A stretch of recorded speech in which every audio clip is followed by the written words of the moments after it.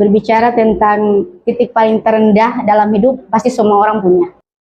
Orang tua saya dari saya sejak kecil hanya penjual kue ya, makanan-makanan, dan ayah saya, papa, yang mungkin saat ini sempat sembuh ya, itu hanya seorang petani. Saya merasa terpukul dong. Ya, tidak ada titik yang paling saya sesalkan dalam hidup ketika melihat orang tua saya tidak bisa makan. Sampai saat ini menurut saya belum bisa membanggakan mereka. Di situ yang menurut saya titik yang paling di bawah, yaitu melihat mereka kekurangan finansial.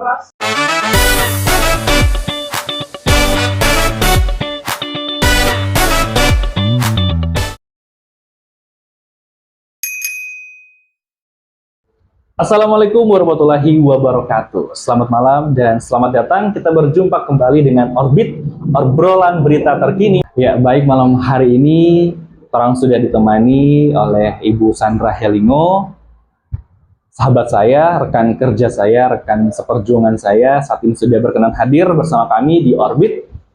Apa kabar Ibu? Baik. Oke, selamat malam ya. Sehat ya? Iya, alhamdulillah. Oke, sehat. Bagaimana kabarnya hari ini? Apa aktivitasnya selain menjadi seorang guru? Ya, alhamdulillah saat ini saya baik ya.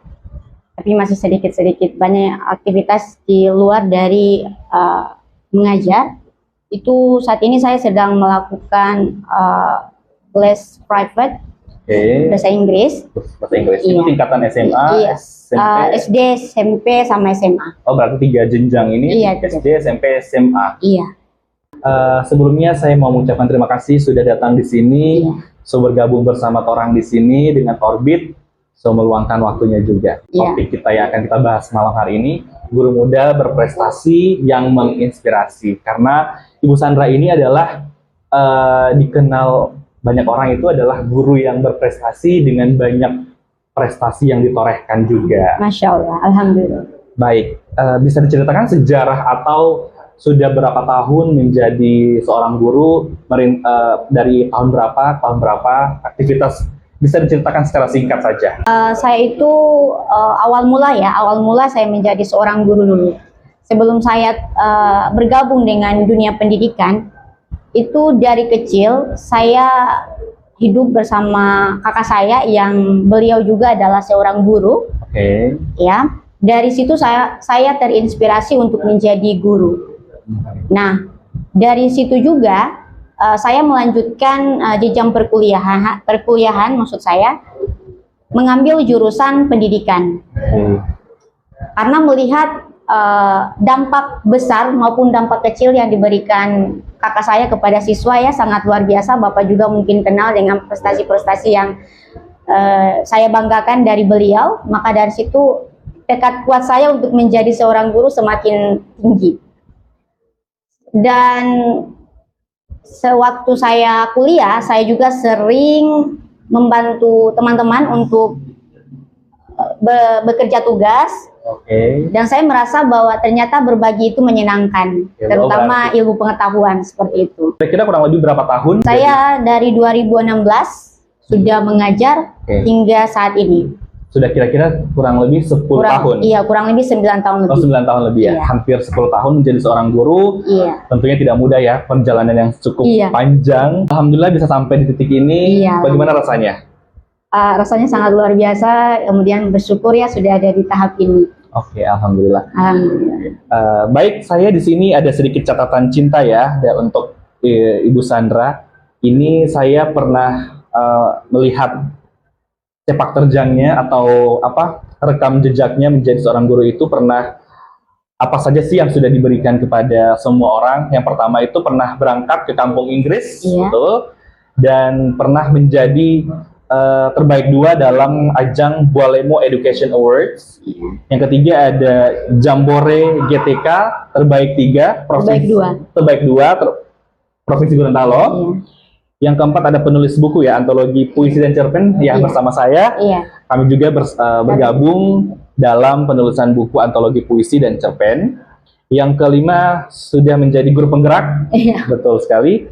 Dan terakhir sudah pernah menerbitkan jurnal Scopus, jurnal internasional. Kita akan mengupas tuntas ya untuk prestasi yang pernah ditoreh Ibu Sandra ini adalah pernah menjadi terbaik 2 di Bualemo Education Awards. Itu menurut Ibu Sandra adalah penghargaan yang cukup memuaskan? Iya, kalau itu adalah salah satu penghargaan yang memuaskan karena berbagai macam teman-teman ikut serta. Alhamdulillah saya terpilih terbaik 2 di acara tersebut. Itu sampai terbaik 2 itu apa gagasan yang diberikan, apa yang program yang sudah diberikan sampai bisa menjadi juara 2 itu? Iya, kalau di Education Awards itu tentang guru penggerak inspiratif. Oh. Jadi judulnya tentang sebenarnya dia ada beberapa poin, tetapi saya memilih ambil lomba itu kalau tidak salah ya, itu ada 4 lomba. Salah satunya saya hanya memilih guru penggerak inspiratif. Di situ dilihat-lihat aksi nyata program-program yang sudah kami torehkan di instansi masing-masing dan sudah berjalan dan sudah diimplementasikan di sekolah itu. Kemudian kita buat untuk jadi aksi nyata. Baik, yang ketiga ini. Yang ketiga ini adalah menjadi terbaik 2 ya dalam ajang yang sangat bergengsi, yaitu Jambore GTK Provinsi Gorontalo yang digagas langsung oleh Kementerian Republik Indonesia. Itu bagaimana perasaan Anda sampai bisa menjadi juara 2, sampai bisa mengalahkan saya waktu itu? Saya hanya terhenti di top 10, Ibu Sandra ini terbaik 2. Dan sepertinya itu adalah ajang yang menurut saya adalah ajang yang sangat luar biasa. Saya tidak berhasil di situ, kemudian dilanjutkan oleh rekan saya. Gimana perasaannya? Tentunya saya sangat bersyukur ya, karena ini the first time loh. Karena jamborenya memang tingkat nasional yang diselenggarakan oleh Kementerian Pendidikan langsung di setiap provinsi. Dan saya sangat bangga ternyata saya dapat mengukur skill saya menjadi seorang guru sampai di situ. Gitu. Oh, berarti sudah ada pengakuan nih dari kementerian kalau bahwasannya Ibu Sandra ini sudah menjadi juara 2 Jambore GTK Provinsi Gorontalo. Kira-kira praktik baik apa sih yang sudah dilakukan waktu pada saat kompetisi tersebut berlangsung? Iya, kebetulan saya mengambil lomba guru inovatif. Ya, saya pilih waktu itu. Saya kalau tidak berpikir untuk pertama itu saya sebenarnya ingin menyerah Pak, karena I don't build myself, saya tidak percaya gitu dengan diri saya sendiri. Tetapi saya sering berkolaborasi ya Bapak langsung, saya sering berkolaborasi dengan beliau karena saya orangnya field observation and evaluation. Artinya saya sering sekali bertanya sesuatu yang tidak saya ketahui kepada beliau. Beliau ini rekan saya yang menurut saya sangat luar biasa kalau untuk sharing tentang dunia pendidikan, right? Itu sangat luar biasa sekali. Itu mekanismenya itu seperti apa? Pada saat sampai di top 10, top 5, dan top 3, itu bagaimana ceritanya? Jadi begini, pada saat saya mendapatkan informasi bahwa oh ternyata kita harus masuk, saya langsung mendaftarkan diri karena saya yakin saya bisa seperti itu. Saya percaya diri dulu, saya pasti bisa. Nah di situ saya memilih guru inovatif. Jadi saya membuat perubahan baru ya, yang mungkin berbeda dari yang lain. Waktu itu saya berpikir saya harus membuat program ini atau video saya ini, aksi nyata saya ini, praktik baik saya ini lebih ke kontekstual. Ya, karena saya memilih di instrumennya itu, di referensi yang sudah diberikan oleh kepanitiaan itu, bahwa bagusnya itu ada poin kontekstual di situ 25 poin. Saya mau lihat ke situ. Nah, pada saat itu materi saya dalam pembelajaran itu berkaitan dengan RT dan RW. Kemarin, ya mengidentifikasi RT dan RW. Saya berkolaborasi ya dengan kepala sekolah. Ini bagaimana Pak ya? Bagusnya saya membuat proses pembelajaran berbasis kontekstual itu seperti apa? Saran kepala sekolah itu coba bawa ke desa, bertemu langsung dengan RT-nya siapa, RW-nya siapa, bahkan kepala desanya harus diketahui oleh siswa tersebut. Begitu. Dan jadi untuk praktik baik itu melibatkan masyarakat agar di mana siswa tersebut bisa mengetahui langsung secara kontekstualnya itu di lapangan seperti apa, kondisi di lapangan seperti apa. Dan ternyata pas sampai di sana beberapa orang siswa, tidak mengetahui kepala desanya. Oke, makanya itu dia. Maka itu dia dibawa langsung, inilah kepala desanya. Sehingga muncullah praktik baik yang dimunculkan, ternyata identifikasinya itu ada beberapa yang tidak mengetahui. Iya. Ya.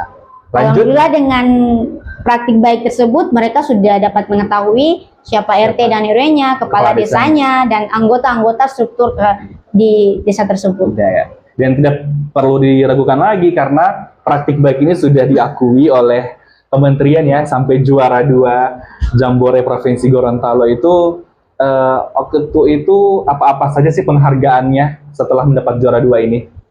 Yang diberikan? Yang diberikan waktu terbaik 2 guru inovatif di Jambore GTK Nasional tingkat provinsi itu kami dapat piagam penghargaan, kemudian dapat hadiah ya 5 juta. Oh, Masya Allah. Tepuk tangan dulu dong. 5 juta ya dari 5 juta ya provinsi Balai Guru Penggerak ya, terima kasih yang sudah menyelenggarakan ya. Oh iya betul, karena kemarin itu ya memang Ibu Sandra ini luar biasa sekali, bisa menjadi terbaik 2 Jambore GTK Provinsi Gorontalo itu adalah ranah ibu ya, di mana ibu ini adalah seorang guru penggerak juga. Dan tadi juga saya sudah sebutkan bahwa Ibu Sandra ini sudah menjadi guru penggerak. Itu guru penggerak itu misinya apa sih? Karena kebanyakan orang-orang itu bertanya, itu mau jadi guru penggerak itu mau jadi apa? Mau jadi guru seperti apa? Bisa dijelaskan tidak? Iya.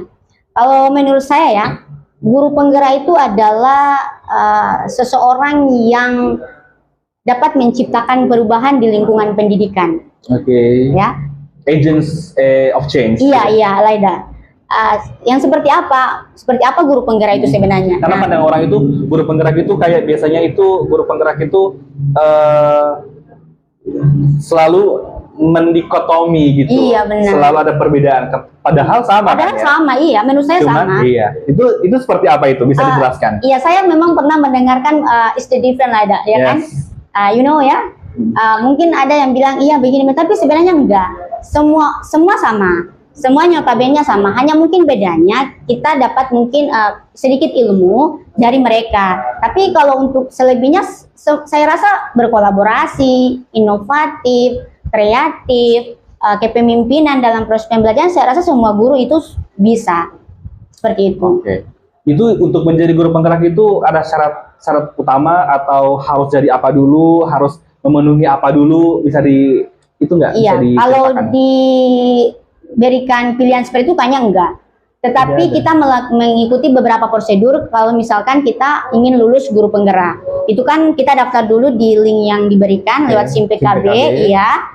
Kemudian harus 5 tahun ya, 5 tahun iya, 5 tahun. Saya sudah 5 tahun tidak dipanggil-panggil. Oh, nanti dicek lagi Pak SIM PKB-nya ya. Siap. Pasti ada itu dipanggil. Kemudian berikutnya ada mengisi essay, ada essay-nya di dalam situ. Jadi kita kalau lulus dari essay itu baru kita bisa lanjut interview. Kalau waktu saya kemarin itu kita masih ada kesempatan untuk ngajar 10 menit. Ada sebelum interview, kita ada ngajar dulu 10 menit, kemudian ada interviewnya. Nanti lolos dari tahap itu baru bisa menerima. Tapi setelah lulus, nanti bisa lulus, kemudian ikut pendidikannya selama 6 bulan. 6 bulan ya. Iya. Terakhir, kita sudah melihat juga Ibu Sandra ini pernah membuat jurnal Scopus atau jurnal internasional. Itu apa? Maksudnya gambarannya itu seperti apa? Iya. Jadi waktu saya lulus kemarin ya dari tingkat universitas. Oke, S2. Iya, S2. Oke. Kita kan sering buat webinar internasional atau webinar nasional.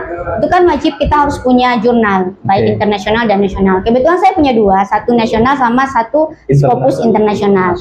Di situ kita melakukan penelitian dulu terlebih dahulu. Kemudian setelah melakukan penelitian, dibuatkan jurnal, kemudian jurnal itu dipublikasikan. Kalau internasional berarti di Scopus, kalau di nasional berarti bukan di Scopus. Nah, setelah kita publikasikan, kita buat webinar gitu. Buat webinar, entah itu offline maupun online. Seperti itu. Itu harus dipublikasikan, didiseminasikan seperti itu. Itu untuk jurnal nasional itu bahasa di dalamnya itu pakai bahasa Indonesia. Pakai Indonesia. Kalau jurnal Scopus bahasa Inggris. Iya. Full English. Full English. Oke. Luar biasa ya. Oke, tadi kita sudah membahas tentang prestasi-prestasi yang sudah pernah ditorehkan oleh Ibu Sandra ini. Nah, kita kembali ke topik nih. Topiknya itu guru muda yang berprestasi dan menginspirasi. Apa tanggapan Anda terkait dengan topik yang akan kita perbincangkan malam hari ini? Iya, menurut saya ini sangat luar biasa ya. Ini keren sekali dan ini the first time ya di kampung kita ya, ya. Di kru-krunya sangat luar biasa. Orbit ini sangat keren sekali. Melihat judul ini saya sangat suka sekali karena ini berbau tentang pendidikan, tentang anak muda yang bisa memberikan motivasi mungkin ke teman-teman di luar sana. Seperti itu. Kalau tanggapan Anda terkait dengan ibu ini sekarang sudah tersorot dengan guru yang muda yang berprestasi, kemudian menginspirasi banyak orang. Apakah itu sudah sesuai dengan yang sudah ibu lakukan selama ini? Ya, betul sekali. Kalau dilihat dari diri saya, yang dapat melihat dan menilai diri kita itu adalah orang lain. Mungkin tanggapan Bapak bagaimana? Karena kan kita itu harus dinilai oleh orang lain, betul kan? Iya, tapi kita harus menilai nih. Menilai orang itu, kita itu menilai orang itu harusnya dari sisi yang positif saja. Kalau yang negatif dibuang-buang saja. Saya menilai Ibu Sandra ini adalah orang yang cukup menginspirasi ya bagi saya, karena Ibu Sandra ini adalah seorang guru yang potensinya tuh luar biasa, seorang petarung juga. Masya Allah. Seorang kompetitor yang luar biasa juga. Wow. Sehingga Ibu Sandra ini menginspirasi banyak orang. Karena Ibu Sandra ini selain menjadi seorang guru ini juga berprofesi sebagai menyuguhkan banyak makanan atau menyuguhkan banyak kue.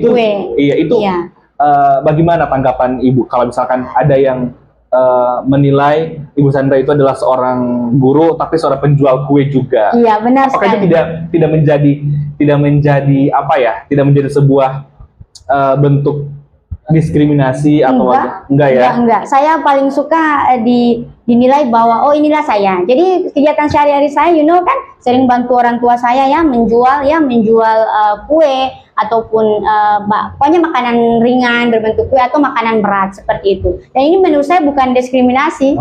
Ini adalah perjuangan yang sangat luar biasa, karena dari situlah saya bisa sampai kuliah loh, sampai S2. Dari membantu orang tua ini menjual kue. Yes.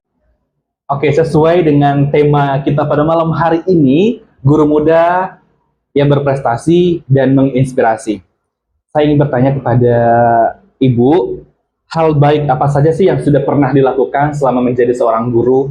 Iya, benar sekali. Selain dari yang sudah saya sebutkan ya, hal-hal baik yang sudah saya lakukan itu adalah saya selalu menciptakan kondisi pembelajaran yang positif. Itu pasti. Karena jika kondisi pembelajaran yang tidak positif, pasti siswa merasa tidak aman. Kemudian yang kedua adalah pemanfaatan digital ya, karena sekarang kita sudah ada di area abad 21 ya. Sistem digitalnya itu, transformasi pendidikannya itu selalu meningkat pasti. Transformasi pembelajarannya itu memang luar biasa sekali dari tahun ke tahun. Dari tahun ke tahun terdapat peningkatan. Berarti Ibu Sandra ini selalu memanfaatkan teknologi dalam sistem pembelajaran di dalam kelas. Kemudian ada lagi nih, bagaimana cara Anda meningkatkan kualitas diri Anda sebagai seorang guru nih? Tentunya Ibu ini sudah tersorot menjadi seorang guru muda yang berprestasi dan menginspirasi. Bagaimana cara meningkatkan kualitas diri itu? Iya, cara saya meningkatkan kualitas diri saya itu yang pertama, melanjutkan pendidikan pastinya, karena saya selalu mengembangkan kompetensi saya sebagai seorang guru dengan cara mengikuti pelatihan, workshop, webinar, nasional, internasional. Kemudian salah satunya saya melanjutkan studi pendidikan saya di tingkat universitas. Sampai magister ya? Magister pendidikan apa itu? Pendidikan dasar? Pendidikan dasar. Oke, ini bagaimana Anda menghadapi tantangan zaman saat ini? Yang mungkin ada transisi seperti apa, bagaimana cara Anda menghadapi tantangan tersebut? Iya, cara saya menghadapi tantangan zaman saat ini yang selalu berubah-ubah ini, yang setiap saat selalu meningkat, itu yang pertama saya harus menjaga mental saya. Iya, itu yang pertama, itu mental. Mental yang harus dijaga ya? Karena saya tidak mau ketinggalan gitu, karena saya itu orangnya haus akan belajar. Karena sesuatu yang tidak saya ketahui, saya tidak mau berhenti di tempat, saya harus maju. Dan ini butuh pendekatan, butuh pendekatan yang adaptif dan kreatif. Masya Allah. Luar biasa. Terus selanjutnya apa lagi? cara menghadapi tantangan tersebut? Dengan memanfaatkan teknologi, itu pasti. Karena saya dapat informasi juga semua dari media sosial. Oke, berarti semuanya itu berkaitan dengan teknologi. Berarti Anda ini haus akan teknologi ya? Iya. Oke. Selanjut, apakah Anda setuju dengan pendidikan di Indonesia ini yang sudah bertransformasi atau bertransisi menjadi pemanfaatan teknologi yang cukup luar biasa? Maksud saya, apakah Anda setuju pemanfaatan teknologi ini? Platform Merdeka maksudnya? Enggak, maksudnya pemanfaatan teknologi ini diberlakukan dalam sistem pendidikan Indonesia. Iya, saya sangat setuju. Karena dampak positifnya itu besar di dalam dunia pendidikan kalau teknologi. Contoh kecilnya itu ada aksibilitasnya. Artinya di aksibilitasnya itu contoh kecil ya, bahwa pendidikan berdampak, bahwa teknologi berdampak positif di dunia pendidikan itu coba daerah terpencil. Di daerah yang terpencil yang sulit untuk dijangkau untuk daerah terpencil, misalnya salah satu contoh untuk mau pergi ke salah satu sekolah atau tempat yang salah satu contoh saya ambil kotanya itu kota metropolitan, kan tidak mungkin kalau misalnya mereka harus ke sana, jadi bisa mengakses lewat teknologi, lewat peta, mereka bisa menggunakan itu, kemudian bisa mereka open YouTube ya, bisa melihat, mengakses atau tapi saya melihat, saya sering baca-baca di berita itu kalau kita adalah seorang yang haus teknologi ya, akan berdampak positif ketika kita memanfaatkannya dengan bijaksana. Benar sekali. Dengan baik. Iya. Tetapi, ada tapinya nih, teknologi akan berdampak sangat buruk ketika teknologi itu tidak digunakan dengan baik. Betul sekali. Bagaimana cara Anda bisa mengatasi hal tersebut? Iya, cara saya mengatasi. Apalagi untuk mengontrol ya, untuk mengontrol aktivitas penggunaan teknologi kepada peserta didik, kepada anak-anak di bawah umur itu seperti apa? Ya, jadi kalau saya ya, untuk sisi negatifnya untuk penggunaan teknologi, saya membimbing siswa dalam proses pembelajaran. Terutama sebenarnya saya cuma bagi, kalau misalnya ada penggunaan teknologi itu saya bagi link langsung itu dari saya. Langsung diakses oleh siswanya. Karena kenapa? Saya takutnya ketika mereka yang buka sendiri dan mencari sendiri, kan biasa di FYP-nya itu kan pasti di bawah-bawah akan muncul riwayat pencarian itu banyak. Benar sekali, deretan-deretan yang negatif-negatif yang belum ditonton, yang belum bisa dilihat oleh peserta didik tersebut. Jadi kalau saya ya yang bagi itu saya yang bagi linknya langsung itu kepada peserta didik seperti itu. Apa tanggapan Anda tentang penyebaran hoax? Penyebaran informasi hoax. Ini karena itu sangat berdampak negatif ya ketika itu sampai masuk ke ranah peserta didik. Benar sekali. Tanggapan Anda seperti apa itu? Kalau menurut saya ketika kita mendapatkan informasi yang masih hoax begitu, kalau saya menerimanya, saya kaji dulu berita ini valid atau tidak. Saya cari dulu referensi-referensinya, kajian-kajian yang relevan, apakah ini fakta atau tidak. Fakta atau dusta? Iya, fakta atau dusta di antara. Virus dusta masih menyebar kemana-mana. Iya, seperti itu. Oke. Terima kasih ya sudah memberikan jawaban-jawaban yang luar biasa. Saya ingin tahu lebih dalam lagi nih. Anda kan sebagai seorang guru penggerak, sebagai guru muda yang menginspirasi, tentunya pembelajaran, tentunya aktivitas pendidikan di Indonesia maupun di daerah kita sendiri itu sudah sangat tinggi nih. Apalagi penggunaan platform Merdeka Mengajar. Iya. Pandangan Anda terhadap platform Merdeka Mengajar ini seperti apa? Karena kebanyakan orang itu platform Merdeka Mengajar ini dianggap adalah sebuah teori yang mungkin dalam artian TTU. Iya, benar sekali. Tambah-tambah urusan. Itu bagaimana tanggapan Anda terkait itu? Iya, kalau menurut saya ini sebenarnya sangat luar biasa, Pak. Kenapa? Ini lebih fleksibel, ini mudah. Ini sangat mudah membantu proses pembelajaran di kelas. Kenapa saya katakan mudah? Karena di platform Merdeka Mengajar itu semuanya sudah ada di situ administrasinya. Kemudian ya platform mengajar ini juga, platform Merdeka Mengajar ini juga dapat memberdayakan guru. Kenapa dapat memberdayakan guru? Yaitu dapat mempermudah guru untuk mengakses semua yang dibutuhkan oleh guru. Di platform Merdeka Mengajar ini juga itu saya rasa guru bisa membuat inovatif dan kreatif mungkin dengan semua aplikasi yang ada di dalam, karena saya rasa di platform Merdeka itu semua di situ sudah ada, sudah komplit bahkan, dan ini sangat guru dapat membantu guru untuk melakukan proses pembelajaran. Dan ini yang paling bagus sekali di platform Merdeka Mengajar, adanya kesempatan guru untuk berfokus semua pada peserta didik. Oke. Kenapa? Karena guru tidak lagi memikirkan administrasi, tidak lagi mempersiapkan ini itu, tinggal open platform Merdeka Mengajar itu semuanya muncul, tinggal ketik kelasnya, pasenya, materinya itu semua muncul, bahan ajar, media ajar, LKPD itu semua muncul di situ. Kalau menurut saya ini lebih bagus. Jadi jangan salah ya, PMM itu adalah platform yang cukup membantu kita sebagai seorang guru, bukan aplikasi yang dianggap TPU itu ya. Itu adalah membantu kita untuk lebih memudahkan kita dalam proses pembelajaran, pengadministrasian dan lain sebagainya. Jadi platform Merdeka Mengajar itu menurut Ibu Sandra ini adalah sangat membantu guru. Saya boleh tanya satu lagi? Boleh. Oke. Saya ingin bertanya, apakah atau pengalaman di mana Anda mengalami titik paling terendah dalam hidup itu seperti apa? Silakan.